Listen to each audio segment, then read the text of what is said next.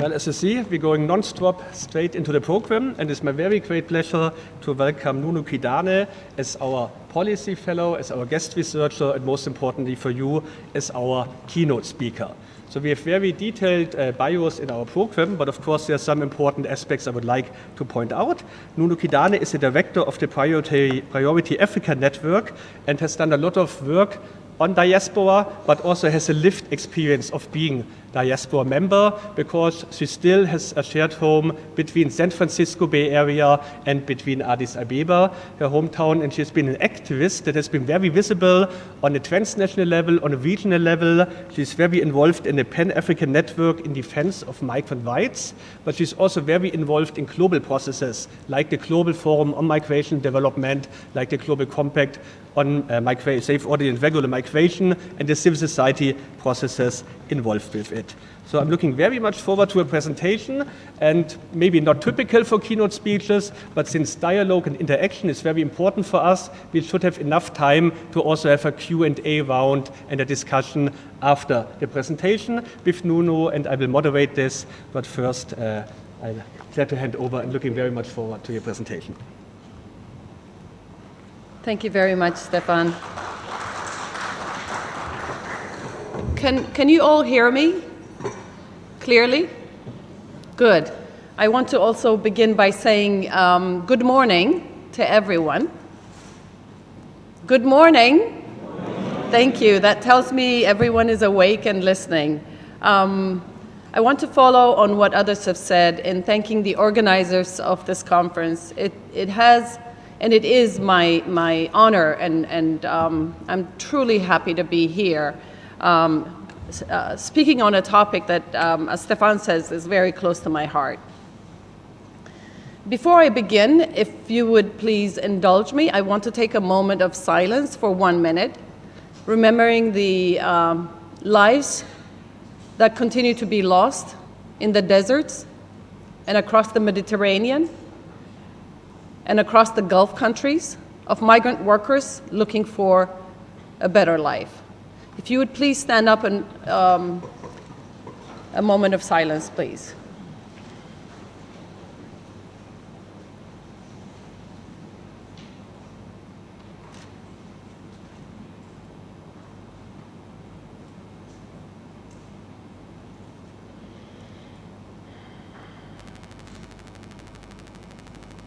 Thank you very much.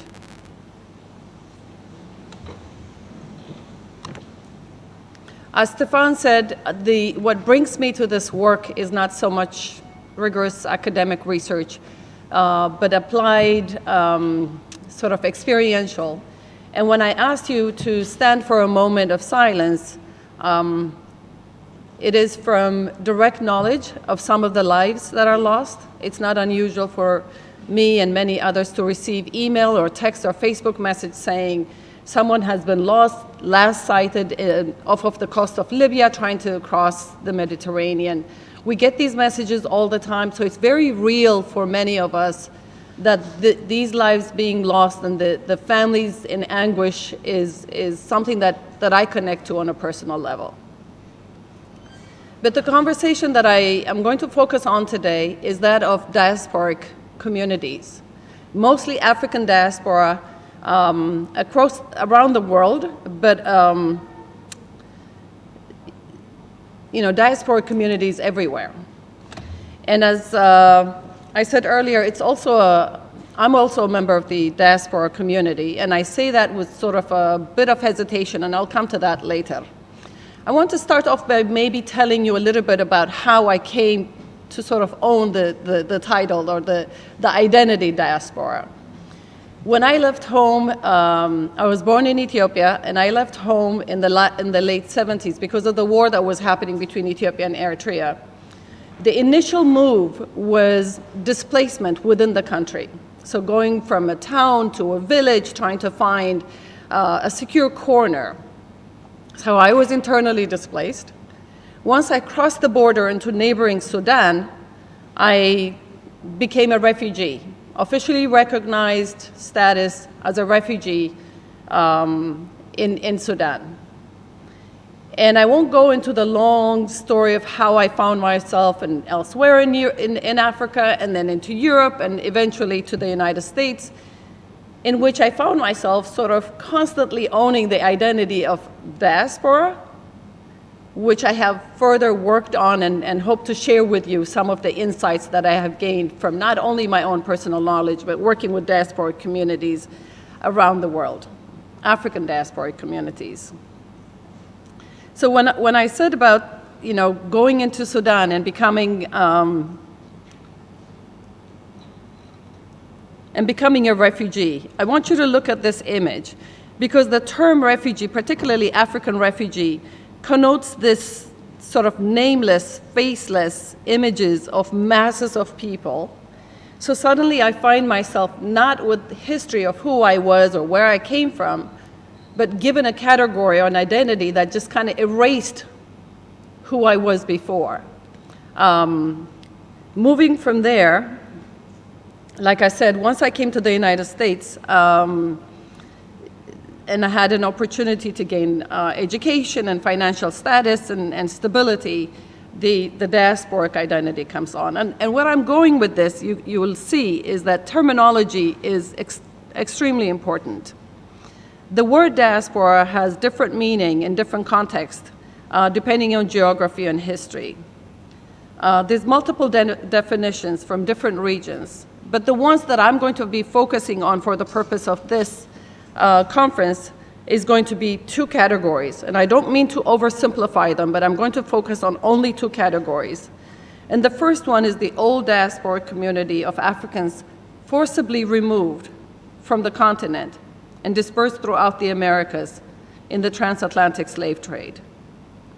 And the second one, which is going to be the focus of my talk today, is new diaspora communities that have left, say, maybe in the last 2 generations or so, and still have very strong ties to communities at home.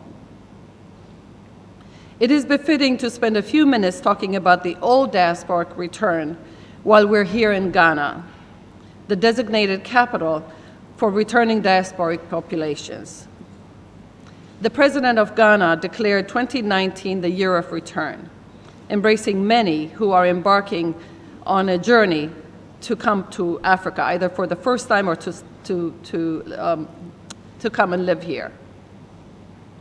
Now, powerful movements have been built on historic connections, not only across the Americas, but also the Caribbean and global.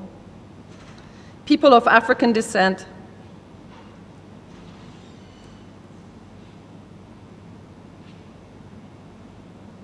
who have been removed several generations back and eager to relate in some way to contemporary Africa. As an African living in the United States, I can tell you that I am very much connected to many of these movements and aware of the energy that fuels the deep desire to connect with a mythical motherland for millions of Africans who have been dispossessed and removed not only of their land, but also their identity and their culture. But as I was saying, the good part of my talk here is going to be focusing more on contemporary African immigrants, or people who sort of fit the diaspora identity, who still have ties to a particular country of origin that has not been severed by distance of time and geography. It's very typical for migrant communities and associations and organizations to forge these alliances among national and ethnic groups once you find yourself outside your country. They are formed on the basis of shared language, culture, social ties, to counter a sense of alienation that we feel and to find support and in some way connect to our home country. So relationship with the country of origin is one similar to the old diaspora that is fueled with very deep desire and a sense of belonging, but also of some nostalgia, relating to a history that may not be directly experienced. It's not untypical for immigrant parents to share with their children, some of whom are born abroad, the stories of the good life back home, leaving out the problems and the reasons for the departure and the difficulties they had to endure. Equally, relating to a host country can be very complicated, living with two identities, always on the margins, not fully feeling accepted or a sense of belonging. Members of the diaspora, for the most part, live two lives between two worlds. And the analogy that I like to use is having two mothers. One is a biological mother that gave birth to a child, but could not raise it, had to give it up for various reasons. The other is the adoptive parent who gave us clothing and education and stability. And no matter how fulfilled life may be for the child with the adopted mother, the desire for the biological mother, wondering from time to time what life may have been like had we not taken that road, is a real part of the diasporic mentality. For diasporans, the need of acceptance and belonging in a host country, however, is no longer one that is done tacitly and diplomatically. We have seen over the last decade, for example, Afro-Europeans who are standing up to the definition of the term European or the cultures that may not be sensitive in how racial minorities are depicted. We can see from this image, for example, Black diasporans demanding inclusion and challenging the European standards and narratives that are not respectful of people of African descent. So I want to pause here for a minute because the title that was originally given for this talk was Diaspora Development Reconsidered. And I've changed it slightly, I don't know if you noticed it at the beginning, to say Diaspora Reconsidered. And the reason for that is I really want to look a little bit more in terms of how the term is used in popular culture, what it is, and how we understand it to be. So the term tends to be, for the most part, used towards people who are considered successful, well-educated, professionals, entrepreneurs, or philanthropists. It's a value-added identity, as opposed to refugee, that many flaunt as a status symbol, whether conscious or not. There is an undeniable culture of elitism in the term diaspora.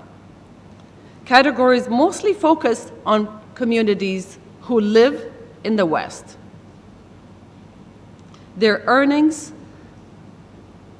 are relatively high, and they are supposedly responsible for the millions or billions of remittances that Africa receives.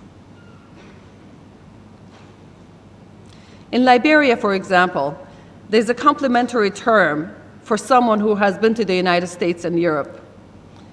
Some of you may be aware of it. It's called Bintu. It sounds like a name, but it's actually, you have been to the promised land. It's an honorary status for someone who's returning home that is bestowed again among them. Some of you may also be aware of the term Afropolitan, which is very much linked with the new diaspora identity. From the creators of Afropolitan, it is a term that refers to, and I quote here, a new generation of Africans, creative, politically aware, multicultural African immigrants with roots firmly on the African continent and body and mind everywhere in the world. He goes on to say, it's more of a description of a subset of Africans who find their feet pounding the pavements of Barcelona and New York and San Francisco. It's a state of mind, they say, that identifies Africans who straddle two or more distinct cultures and identities, continents, sets of friends, languages, and levels of awareness. You have no doubt noted the mention of well-known Western cities. You have, I'm sure, also noted the fluidity in movement from one city to another, access to resources that makes this possible, being multilingual, and a sense of privileged life and feeling comfortable in a world. This is the dominating trend of who diaspora are supposedly meant to be. And the problem that I and many others have with this identity is that it inadvertently, I was going to show you these two slides that speak to the Afropolitan identity that I was talking about. So the challenge that I and many others have with this identity is that it leaves off so many who also fit in within the diaspora identity, but that are not within the popular definition of the word sort of accepted or embraced in it. Not only people, Africans who may not be in the West, but including Africans who are in the West, but don't quite fit in within the class standards of who the popular meaning is supposed to be. It certainly leaves off many and the growing number of Africans in China. The last estimate in just the city of Guangzhou alone is that over 20,000 Africans are living there, engaged in doing business. And it certainly leaves off many in the Middle East, such as the young domestic workers in the Gulf countries. Young Ethiopian women, for example, largely uneducated, coming from rural areas, working in conditions that are known for the hardship and human rights abuses. An estimated 200,000 young women from Ethiopia between the ages of 16 and 20 leave for employment to the GCC countries every year to work in private homes. There are approximately 1 million young mostly young Ethiopian women working legally and under the table in the region, earning anywhere between $100 to $200 a month. Here's the interesting thing about these young women relative to the westernized diaspora that I was talking about. The annual remittances that these young women send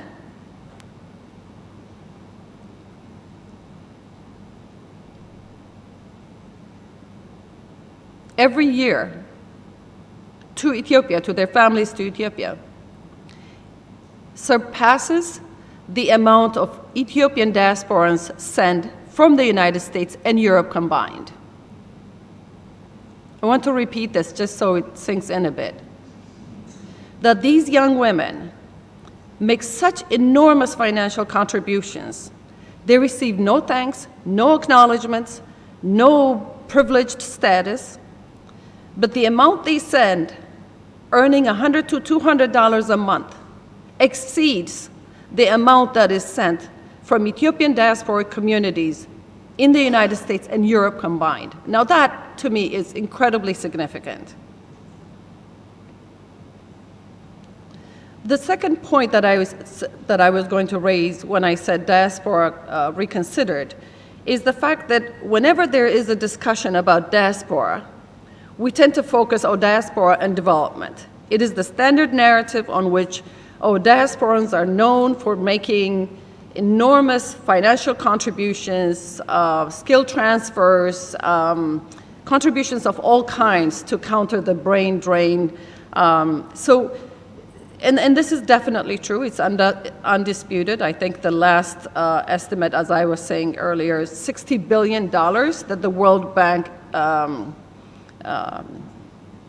papers say was sent as remittance to Africa. So I'm not trying to downplay that, nor its significance.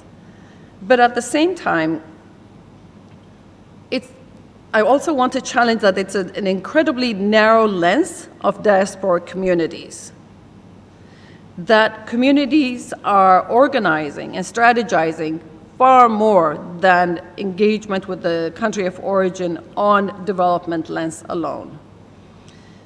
Diasporic communities are organizing and making demands for long-term sustainable changes in which they are saying they need to be taken as legitimate partners.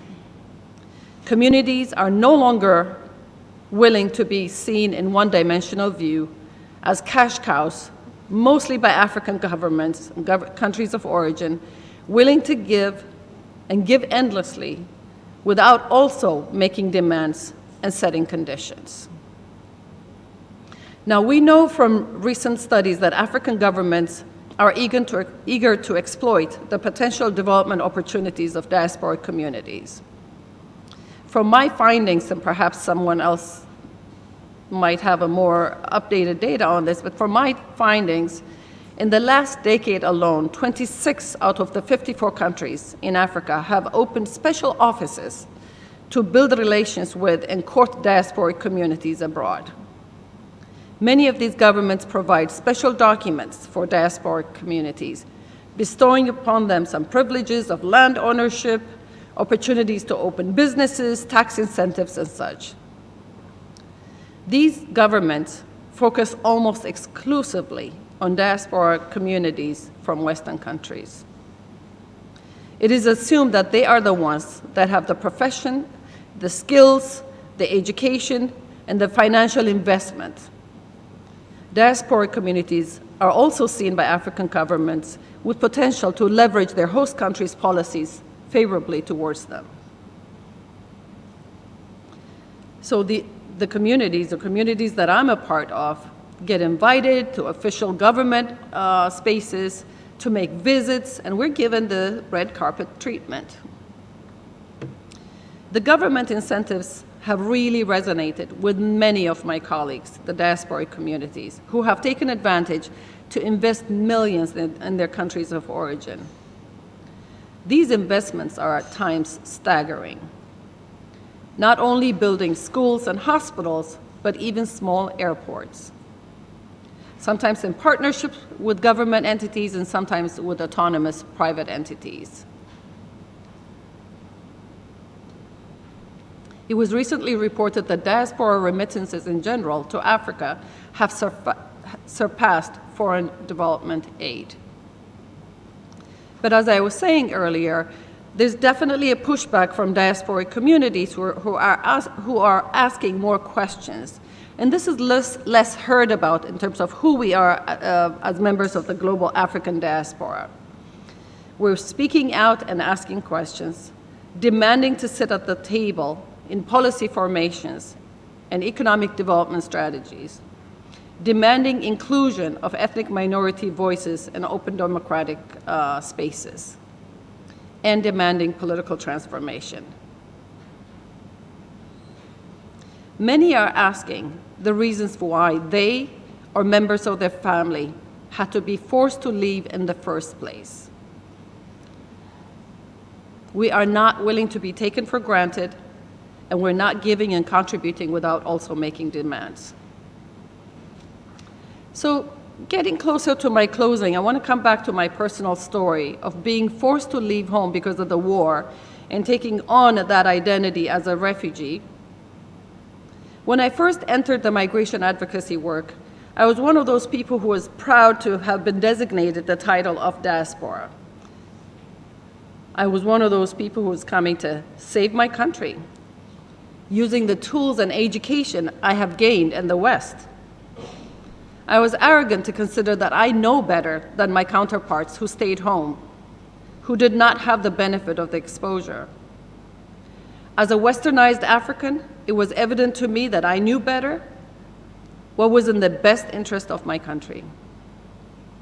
It was not until later, when I stepped off of my pedestal and engaged with young communities, that I realized something profound. It was so evident that I had failed to see it. When governments invite people like myself, members of the diaspora, and given opportunities to speak to the media, and provided platform and the red carpet treatment, as I was saying, yes, it feeds into the ego of the diaspora delegation, but it also does something else. It sends an undeniable message to the young people at home watching me and people like me that the only way you will gain respect from your government is to leave the country, to gain education, to gain wealth, and repackage yourself as a westernized person and then come back to sit at the table. Local youth are watching us, their foreign counterparts. We speak with distinct British or foreign accents. We dress in somewhat fancy attire, and we look like the image of success. And the message we are sending to them is clear. You need to leave home. If you want to be like that, you need to leave home. You need to migrate, because the opportunities that should make you that person do not exist in the country. This is how you gain acceptance. Youth that are powerful, well-organized, who have no access to their governments, have to rely on us in order to speak to this ministry or that ministry. So in trying to lift up the benefits from a new and old diasporic engagement of African development, we may have undermined what is unique and indigenous and valuable, and that is part of ourselves as original Africans. So I will stop here, and thank you very much.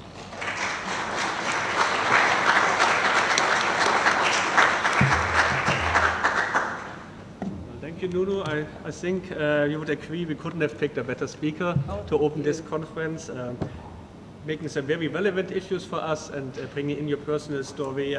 Because as academics, we have so many debates. What is the term diaspora? Endless discussions. But it's very good to be grounded again and see what does it mean for a person. How do they reflect on being part of the diaspora?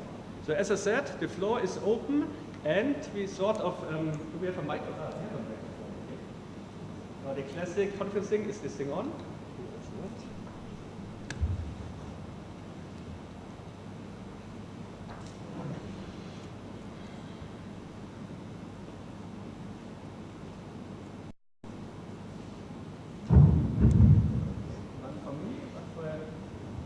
Okay, so the members of the summer school have been warned maybe already that we thought about a policy that the first question of every panel we have should come from our member of the summer school, right? To include you fully in this one.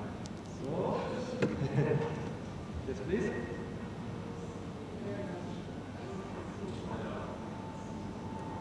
Maybe you take this one. I try to speak loud.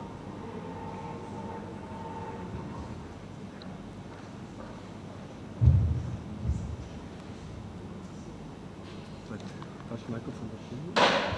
And she says, can I sit? Yeah, Or should I stand? Thank you very much. Being a summer school member, I qualify to ask a question, I guess. I think you might have thought of the younger members of the summer school, but thank you very, very much for this talk. It's also for the personal story and how you relate to your own experience and enlarge the picture. I was struck by what you said about the remittances and the image that you left of the woman cleaning the windows and sending more money home than those who have been established. And I think towards the end of your talk, you came back to the implications of that image, because I think what characterizes that woman is that she's first generation immigrant, trying to support maybe her young children at home or something like that. So she is urging to send money back than establishing herself. But I guess the ultimate aim might also be to establish herself and then send less back, but become politically involved. But I was just wondering about the connection. Why you said it twice and let it sink in. So what is the implication of this comparison of the established diaspora and the new diaspora who sends back more money and doesn't get recognition? Thank you for your comment. So I think the point was fairly clear, both in terms of the number of young women that leave and the amount of remittances. The young Ethiopian women in the Gulf countries outnumber by far in terms of how many recent immigrants. And yet, the point I was trying to make is when we use the word diaspora, they are the furthest from our minds. In terms of government engagement, these young women do not receive not only no acknowledgement and no publicity, They don't even have government offices defending them when they face crisis, and they do face crisis all the time because they're working in private homes, away from sort of public scrutiny, and we know well-documented cases where human rights abuses happen. And these are constant efforts from human rights organizations saying, you know, there is a responsibility for government offices or liaison offices, similar to what we have seen from other migrant workers, temporary labor migrant workers. And yet, in the case of Ethiopia, there is very little that the government does for them. And yet, the media and the overall focus, despite the remittances they send, is to court and put on a pedestal diaspora communities that are coming from largely Western countries. Thank you. So we gladly give also the second question to the summer school, but of course everybody else is welcome as well. Yes, Nicola, please.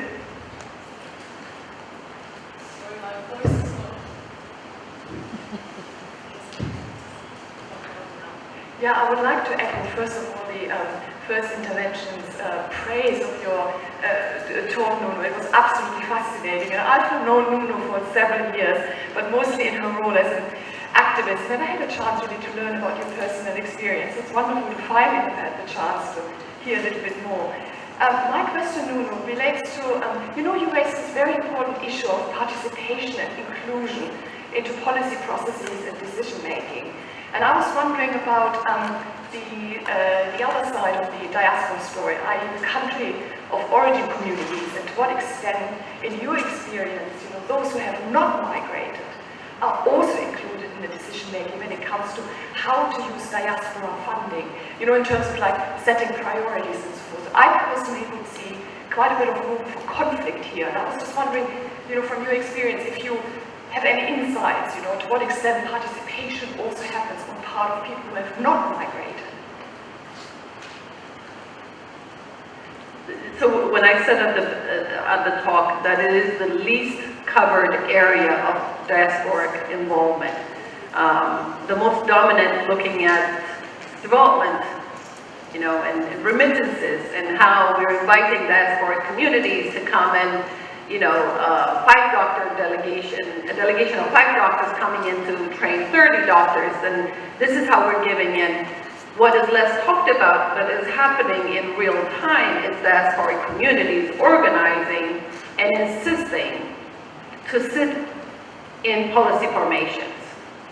Sometimes it's organized in a very antagonistic way, in which very highly organized, very well-formed political entities come together sort of as opposition groups and challenge the government.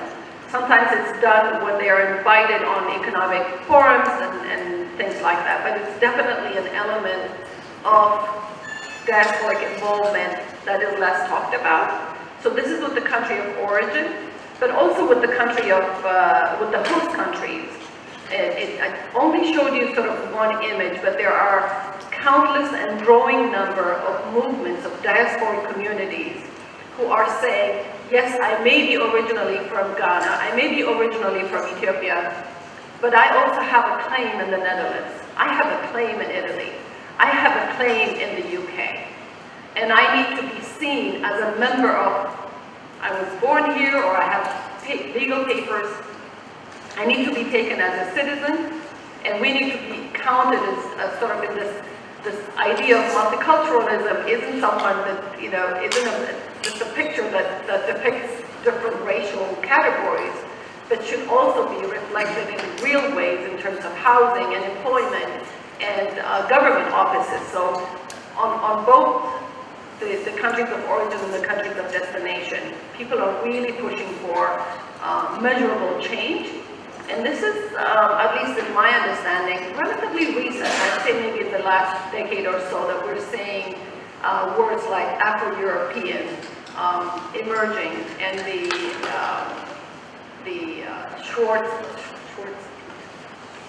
the movement of people of African descent really fighting against this black peat practice, which has become somewhat contentious, but all these are sort of relatively recent changes that have been happening.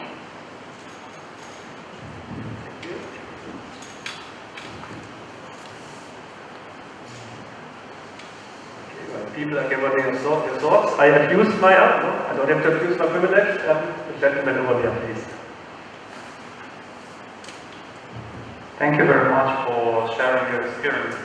So my question is about your statement. You said that, for example, migrating to some foreign country, you can achieve success there and you can become someone. So while coming back to your native country, then it's the example, okay, you see how I am, I achieved success in my life, so you have to migrate too. But don't you think that, what are the reasons for migration? Mostly just people migrate for political or economic reasons. And it's not new phenomenon. For example, for Africa, we can just by looking at the situation of Eastern European countries, Balkan War, conflict. So people migrate, and who knows, people will migrate. But do you think that really is then, how to say, panacea from like being involved in some bad things in your life to become prosperous? Is it better, for example, to put efforts to cope with these problems in your home countries and force the governments of various countries to really create conditions in your own country so that, because anyway, like when you migrate, no matter how well you are treated abroad, still you'll be somehow like second sort person. So is it not better really to work towards the aim so that like people not migrate and not become somehow in bad situation abroad, but rather to create good foundation for education, for really good standards of life in your own country? Thank you very much. Yes, that was actually the point I was trying to make. What I was going a little further with that is the sort of conflicted, not only identity that I and members of the diaspora feel, but this push that comes from a highly westernized sense of being repackaged and coming back, not as an African, sort of as a hybrid. And that's what I was going with the challenge is not only, of course, should we have everything that I was able to get should be provided without having to leave the country, but that there is a subtle but very powerful message that we are sending, or the governments are sending, to young people who don't have access to the government, who don't have access to basic education, to say that success looks like this. Success looks like someone who left home and came back. And that is seriously problematic. May I pause for a moment and see if we can get questions from the Ghanaian audience, particularly maybe with the year of the return that is so well publicized, but not necessarily only on that.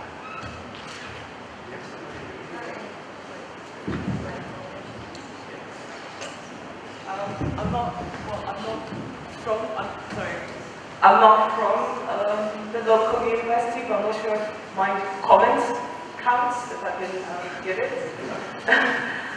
Thank you very much for your interesting talk. You commented on the African states kind of appealing to the diaspora to return. I just wanted to add that increasingly development agencies in the countries of residence are trying to encourage diaspora organizations that are actually, in some cases, set up to deal with issues that people are facing in those countries, that trying to get them on board for development projects and almost trying to encourage them to become agents. And so that aspect also needs to be looked at, and it's not just the African countries who are getting involved, trying to bring the diaspora back. Yeah, I have heard of this trend from someone else before, and I find it a bit problematic. I mean, there's clearly areas where we as members of the diaspora can be the conduits to two cultures, two identities, and have some input into it. But where I have a bit of a challenge with this is the assumption that and the point that I made in the talk, that we know better for what is in the best interest. We've been so removed away from the current reality, culturally and all that, that sidestepping the local knowledge and local actors is seriously problematic. And I think employment opportunities and input into sort of policy formation and dialogue should absolutely prioritize people who live and have a higher stake on that, and that development agencies need to take that into consideration as well. One point I forgot to make, we're going to get to know each other very well over the next 2 days, but maybe let's start by very briefly introducing yourself when you pose a question. So now we have 3 questions coming up. If you don't mind, we bundle, then the 1, 2, 3, the next ones, and the gentleman here, please start. Okay. I'm Christopher Down. I'm a PhD student at the Center for Migration Studies. I've been listening carefully, and I want to first make a general comment. It looks like this whole issue of immigration borders on legality. It's like once you cross the border, the legal status. So when I listen to your experience in Europe, and because the Nigerian here may be facing the same problem, and the Ghanaian in Europe will be facing the same problem. Now, my main question is, do you envisage a future whereby we will certainly be doing away with these visa systems, or perhaps even not have passports again, so that people can just move and settle wherever they are, so that they are not restricted from work permits or whatever case the conditions you are talking about, so that whatever you are just treated as a human being.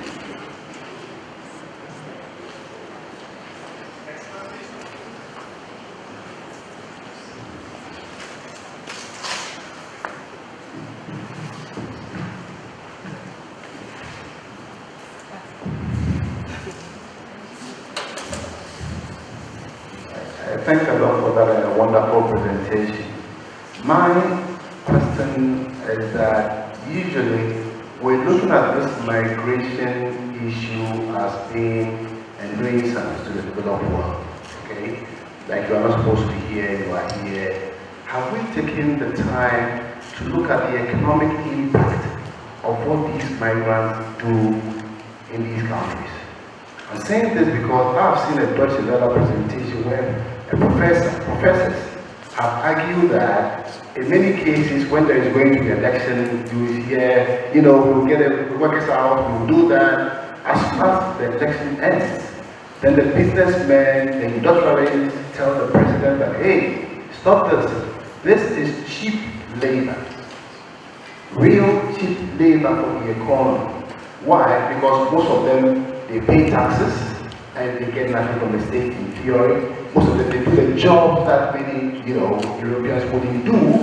So have we taken the time to look at the real economic impact of these, the work of these migrants in these countries, especially in an environment where we see the population of, Europe going down, and where we know that in order to increase really economic growth, labor force is very important.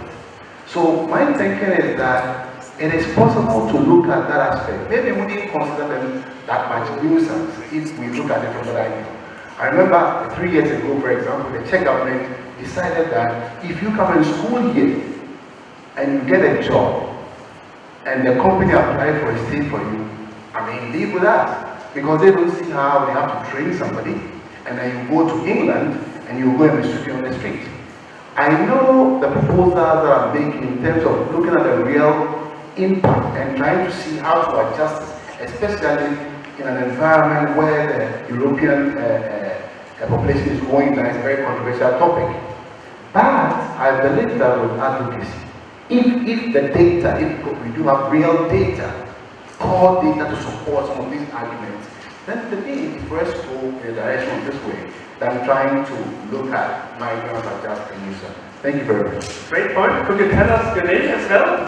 Well, I'm Daniel from my report from the Economic Department in the West of Ghana. Thank you.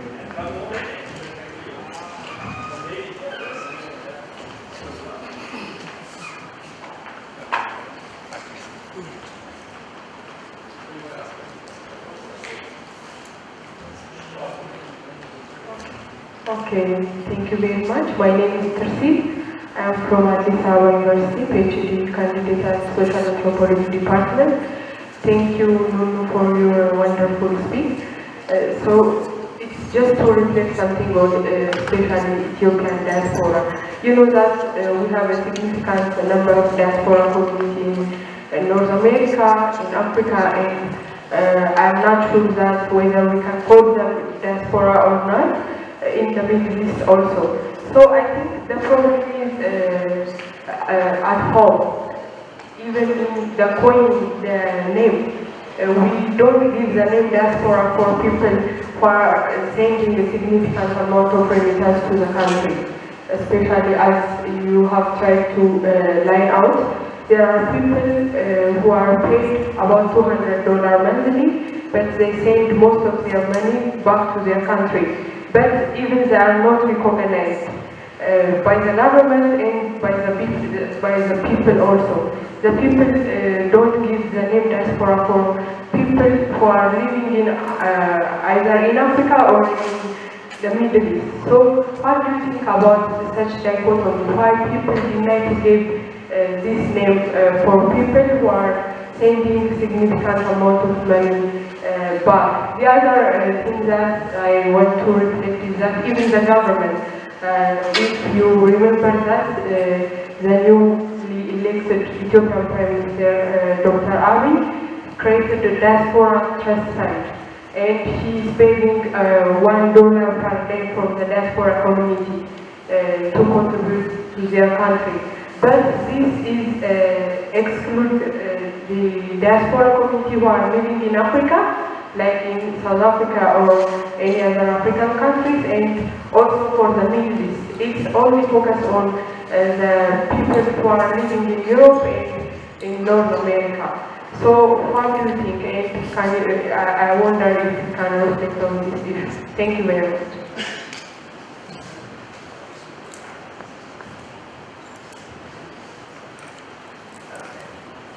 So in a brief response to the first one, it sounded more of a comment than a question. Yes, ideally, it would be fantastic if people who have left their home countries would be given the level of respect and dignity they deserve as human beings. But we know from reality that those identity categories that I mentioned at the beginning, internally displaced, stateless, refugee, diaspora, expatriate, all these are value-added and value-subtractive identities that they're just real. They're there, and that's what we're struggling with. And the second one is also more of a comment, I think, in terms of the contributions the diasporic communities make into their host countries. You're absolutely correct. We tend to look in terms of how much is going out, how much is being remitted, but less measure in terms of the benefits for the host country from the brain gain and all that. The only problem I would have is maybe limiting it to say that we are doing the work that Europeans don't want to do, or the work that others don't want to do, because it kind of relegates and perpetuates this image that we are laborers only, but a good number of diasporic professionals work at very high levels of, whether it's government or private entrepreneurs, as skilled technicians and IT and all that. So just kind of being mindful that we are in all sectors and spheres. But I agree with you that it is definitely something that is limiting in terms of how the discussion is framed.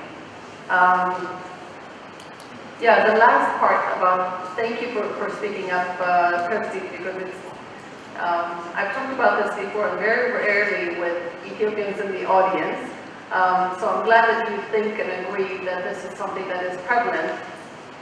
It's not unusual for the Prime Minister of Ethiopia, similar to other heads of state, to appeal to diasporic communities to make financial contributions, or kind of repeating that narrative of development, agenda, and responsibility. Incidentally, I just want to take a moment to describe the most frequently cited description of what is a diaspora is one coined by the African Union in 2002. So when the OAU reformulated itself in 2002, other than the 5 Africa regions, it created a 6th region of Africa, and that is the global African diaspora. And I don't have the exact quotation in front of me, but basically what it says is, if you are of African descent and living outside of Africa, so generally, to your point, does not speak to, say, Ethiopia and Rwanda. So it's looking more specifically at people of African descent who are outside of the continent, irrespective of your citizenship or gained identity. And then the last caveat, the last sentence says, if you are willing to contribute towards Africa's development. It's almost as if it's a conditional title that says, if you are willing to contribute to African development, then we will bestow upon you the title of African diaspora. It is the most frequently cited sort of description, as I was saying. Not everyone embraces it.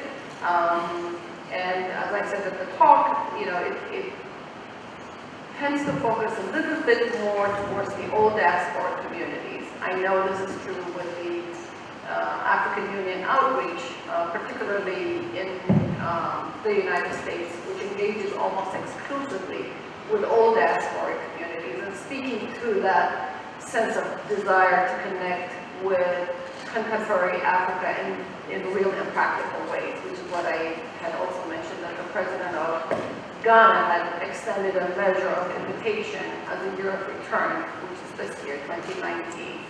And many, many African Americans in particular are taking advantage of coming to Ghana because of that. Could I get a show of hands, please? I know Akosua has been waiting for mine. Here's the microphone. Maybe quite high, so the microphone controller sees. Okay, right? So quite a lot. So maybe 3 more we still have. 15 minutes left, so plenty of time for questions. Okay, good morning, everybody. My name is Akosua Dapa. I'm a professor of sociology here at the University of Ghana. I thank you very much, Nunu, for your really insightful presentation. I just wanted to share something that I think speaks to some of the issues or the difficulties you have with the notions of diaspora development and so on. So there's a young woman in Ghana called Christabel Steve, who's coined the term ahaspora. So aha means here in tree, in Ghanaian, one of the Ghanaian local languages. And so her point is, we tend to think you are either in the diaspora or you are here, without recognizing that there's another category, right? So there are those who go, maybe for a decade, and then return, and keep those connections back and forth. So they've got the local knowledge, they are here, but they've also had the quote-unquote Western experience. And so their diaspora meets, I don't know if they still meet, they have a Facebook page, and they meet every so often. And these are young Ghanaian professionals. Many of them have studied abroad, but then return after a year or 2 and are based here and doing professional work here. So that's just one other term you can grapple with, I suppose, in these discussions.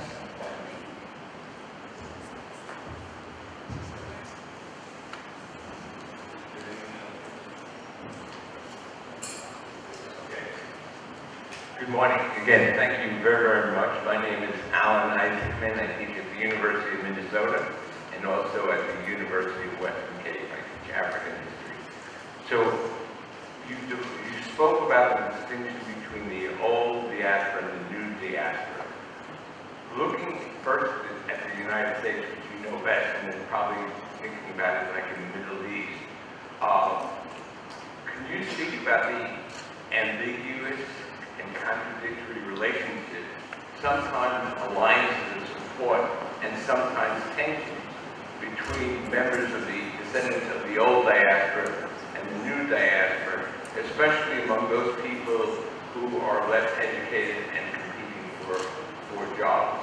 And if you could add a gender dimension to that, that would be terrific. Thank you very much. If you could add a gender dimension to that, that would be terrific.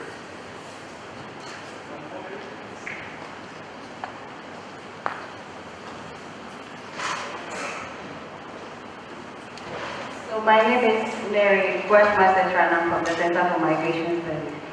And thank you very much, Nunu. It's a very interesting discussion we are having. And maybe just to highlight a few issues, perhaps looking at the Ghanaian context, why, for instance, some of these things may not be visible. And so when it comes to remittances, the literature or some of the work we've done shows that women send remittances frequently but are small. And so compared to the men don't do that frequently, but theirs are larger. And so people tend to acknowledge that because they think they do invest them in productive things, that's how they call them. And so the women rather send them for consumption. But then the debate is what is development? If I eat and it's not development, is it the building that classifies as development? So that is why some of these things in our context also happens. And then in terms of international and internal regional remittances, it's also because the debate also makes it try to acknowledge the fact that international remittances, particularly coming from Western and European countries, are much more than regional remittances. And in terms of formal and informal channels, those coming from the continent usually comes through informal means, and so recognizing them and acknowledging that the quantum is also difficult. So perhaps these things also contribute to why the invisibility of some of these women. Thank you.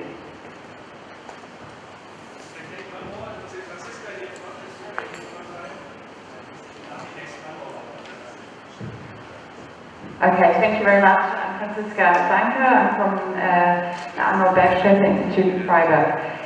I also actually want to talk about this invisibility point that Merrick has raised, because you talked about these migrant workers in the Middle East, this sort of unacknowledged diaspora that at least the governments don't really acknowledge in the same way as more older, well-established diaspora.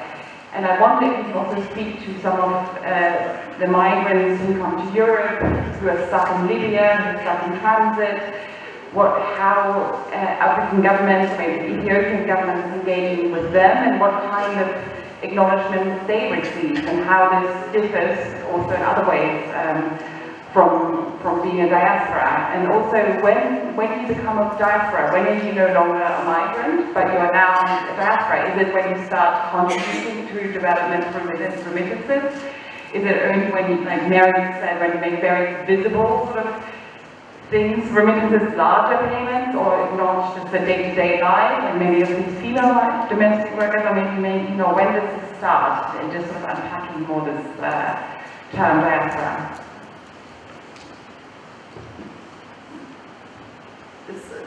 Perhaps I'll start with the last question, and I think I was trying to indicate that it's a very fluid, unclear, undefined identity.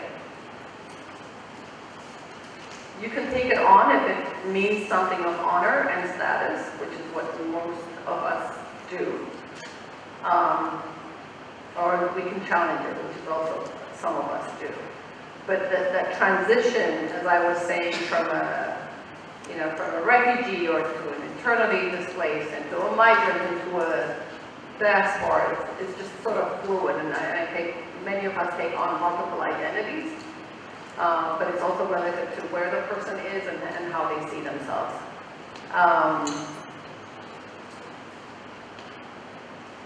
The gender issue, I think many of you must have noticed from my presentation that almost all the images, when I was talking about diaspora and Afropolitan, were almost all women. And that's not by accident.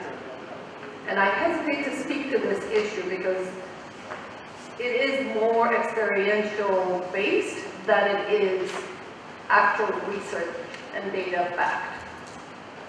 That a lot of the activism that is taking place in Europe and the United States with well-organized and well-funded and very visible diaspora communities tend to be led by African women. I haven't done, as I said, enough studies to see where this is coming from, what is the sort of the gender dynamic that plays with between men and women, but that has been by and large my experience. And I'd be interested if someone could shed some light into this, if you've done studies on this. To Francesca's point in terms of the remittances and the relationship to migrant communities or asylum seekers in Europe, it's either non-existent, it's invisibilizing a community that is very precarious. Incidentally, it's also a problem between well-established diaspora communities in Europe and the new arriving asylum-seeking communities. That relationship is quite precarious and problematic. So the communities that are well-established and pushing for visibility and for inclusion don't necessarily provide a bridge for these newly arriving migrants and asylum-seeking communities to have better stability and to be folded into the community. In fact, if anything, there's quite a divide, and that's something that Professor Kamala Halpern of the University of Santa Cruz in California has done extensive studies in terms of the emergence of these Afro-European communities that are really not having a clear sense of relation with these communities, and definitely not with governments. Governments of origin see them as people who have left without documents, without proper passage, and so that's a bit of a yeah, as far as I know, there's not much relation with them. There was a point about the old diaspora and the new diaspora. So I hesitate on how to approach this topic because it's an area that I work on in my life and my work in California. I would say it's probably true across history that all diaspora and new diaspora communities, regardless whether they're African or of any origin, have always had that bit of a challenge in relating. But I can tell you that the new diaspora communities that I was talking about that have a clear sense of sort of identity that zeroes in on a particular country, also tend to not relate very well with old diaspora communities. And that has, it's very, very complicated with issues of race. In the United States, for example, where the number of African immigrants, Black immigrants in general, is growing very, very large, but of African immigrants in the last generation has grown exponentially. Similar to the experience of other immigrant communities, we meaning new African immigrants, whether you're Ethiopian, Ghanaian, or Ugandan, tend to get hired more in jobs than our counterparts, African Americans. This very much follows the same trend that has existed with immigrant communities coming in and stepping ahead of existing communities, and that also adds to the contention of the relationship, which is seriously, seriously challenged. And there are spaces and forums that try to address this, to try and narrow the gap, because when it comes to health expectations or rates of incarceration for us, for new immigrants, it's no different than existing African American communities. And yet the gap in the perception is very real and very wide. I hope that answers your question. Time is flying. Maybe two very brief questions, Dr. Barazu. Do you have the microphone? And then one. And the good thing is there will be enough opportunity for bilateral discussions, I would assume. And many of the topics we are covering here have their own designated sessions like remittances. Thank you very much. My name was mentioned already. I think we should also appreciate the diaspora on account of the images that they actually portray.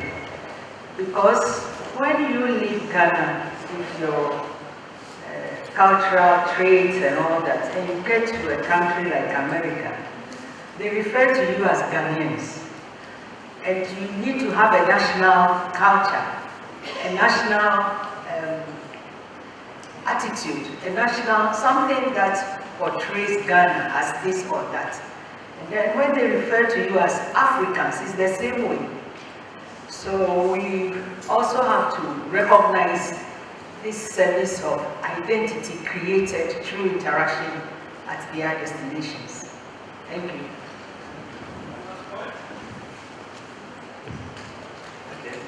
And then we have to close. Thank you very much. My name is Hamadi Moru. I'm from Niger. So my English is not very good. I will try to explain myself. As we are talking about diaspora, is it diplomatically interesting to talk about European diaspora in Africa? For example, I don't know if can we change the glass and ask about European or American diaspora in Africa? If yes, what kind of tools can we use to address these issues? Because in Africa we have many people from Europe and from America, but most of the time we don't talk about diaspora. In French we say expatrié. So I don't know if we can, as you are a specialist, foreigners are allowed to say diaspora, European diaspora, American diaspora in Africa. Yeah. Thank you very much. Okay. Yes, you're absolutely right. We go back to terminology. In strict definition, it should be. But I think in English as well, the word is expat. And the term expat has come to define mostly Europeans living in developing countries, so definitely in Africa. So there's a group, for example, expats and adults that I am a part of, and it's predominantly white Europeans who are connecting among themselves for information and kind of shared support, but yeah, so we don't use the word diaspora. We could, but it just, as I was saying, in terms of how it's used in popular culture, it does not seem to refer to that.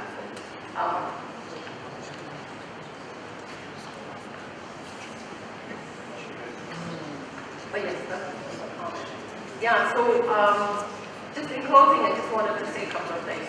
There is we can go later on in workshops to look at the root causes of why people migrate and why people leave. My own sense from my own reading and experience from engagement is that the majority of people that have left have had to leave because of circumstances beyond their control. And we know from anthropological studies and all that, that most people prefer to be in space of familiar culture. We are safe, without families, without communities. And when something happens that forces us out of that, and we move to another country and become migrants, that is an incredibly challenging and difficult experience. And I agree with the comment that was made that kudos for diaspora communities for surviving and thriving and being in positions where we can actually not only survive, but also make contributions to at multiple levels. We also know from trends in terms of where migration is, that according to the United Nations, the last figure that was given is 260 million people live outside their countries of birth. We won't unpack that for now, since we'll have plenty of time today, the rest of the day, and tomorrow. But 260 million compared to what? Nearly 7 billion global population doesn't seem all that significant. But we also know that this is an increase. Not just an increase, but a doubling of human mobility in just a single generation. So all trends are showing that migration is going to be one of the most contentious issues that needs to engage us, regardless of what region we are from, regardless of where we live and who we are as individuals. Because looking at the next generation, we're looking at numbers of not just doubling, but tripling and quadrupling. It's got everyone panicked at every level. So it's incumbent upon us, and this is, I think, one of the reasons why this conference is particularly poignant and provides the opportunity for us to engage on where migration is going, not where it is now, but where it's going, and what it means to each and every one of us on how we approach migration and where we fit in and what our role is in defining it and changing it. Please everybody join me in giving a hand for a very excellent presentation. Nunu Kidane. I believe we went off for a good start. Also thanks to you for your very valuable input. Let's keep the discussion culture going for the upcoming panels. And now it's for the Ghana cocoa break, not a coffee break. There might be coffee as well. And I head over to our MC. Thank you very much. I would like to invite you to take a group picture in front of the building here. This is also where we'll have the cocoa break. So I was said that there are stairs where we could like just stand together and take one group picture of the